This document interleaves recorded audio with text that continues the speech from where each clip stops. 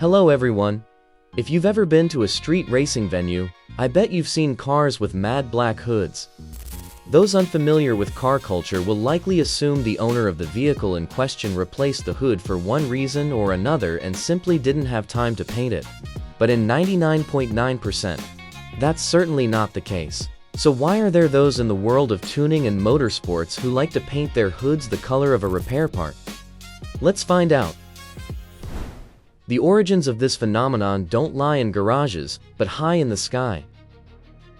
During World War II, fighter pilots often encountered the merciless sun at high altitude. And when the rays hit the glossy surface in front of the cockpit, they were often reflected directly into their eyes. In aerial combat, being blinded for even a fraction of a second means death. To eliminate this problem, a special anti-reflective coating was applied to the front of the cockpit. This coating was usually mag black, absorbing light rays while its matte texture prevented them from scattering. This simple solution saved lives and helped win battles. After the war, pilots returned home, and for some, that home was America. There was virtually no military action on U.S. soil. The country was experiencing economic growth and was obsessed with all things automobile-related. American pilots, who had only yesterday been fighting in the skies, very soon simply began to lack the adrenaline rush they had become so accustomed to. So they came up with nothing better than setting speed records, driving back and forth across salt flats in hot rods they had built themselves from scrap. Since the sun there shone just as brightly as high in the sky, glare was sometimes a problem. To be on the safe side, some racers, drawing on their wartime experience, began painting their cars' hoods mad black. This life hack later migrated to other forms of motorsport, both professional and otherwise. Of course, a mad black hood was a highly personal choice. Some believed it was pointless, while others argued that if it weren't for the mad black hood, they wouldn't be sitting here telling you all this. As the saying goes, so many people, so many opinions.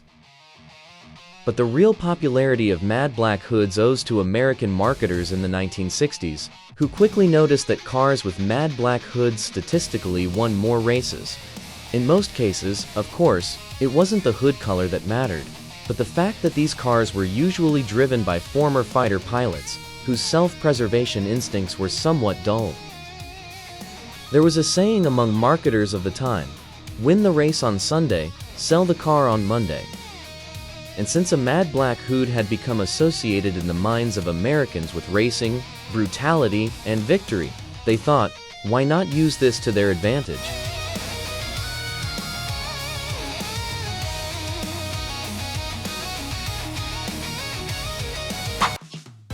Although Oldsmobile was considered a brand for more respectable people, it was Oldsmobile that was one of the first to officially launch this trend.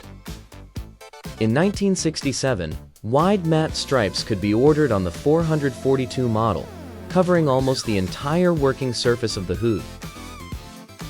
In 1968, Plymouth entered the game with its Road Runner. It was a brilliant move. Plymouth bought the rights to the cartoon character Road Runner, and in 1968, they offered option number V21. This meant the entire hood would be painted mad black. In 1969, the legendary Ford Mustang Mach 1 also joined the party, and it's perhaps one of the best examples, as a mad black hood was standard equipment. Dodge had a famous option for its 446 back engines. Cars with this package often received the mad black hood, which was also made of fiberglass. This reduced weight and required racing hoods, which instantly sent the brutality skyrocketing. With the advent of the fuel crisis, the muscle car era came to an end, and brutal cars with monstrous engines were replaced by small, fuel-efficient cars that attracted buyers with completely different appeal, causing the fashion for mad black hoods to end as quickly as it had begun. In motorsports, mad black hoods also gradually began to fade. The hood length, windshield angle, and driver position in more modern cars were calculated to virtually eliminate the possibility of the driver being blinded by sun glare reflected off a glossy hood. By the mid-2000s, black hoods began to slowly make a comeback. This was largely due to the rise of carbon fiber hoods after the Fast and Furious film series. These hoods were incredibly expensive, so not everyone could afford such luxury. That's when good old matte paint came into the picture. Shit. It's right. From a distance, a black hood wasn't much different from a carbon fiber one, meaning you were right in line with the automotive trends of the time. And if questions still arise, you could always tell a story about Blair and the Sun. What do you think of this type of styling? Share your thoughts in the comments. That's all for today. Subscribe to the channel so you don't miss the next videos. Have a great time everyone, and bye.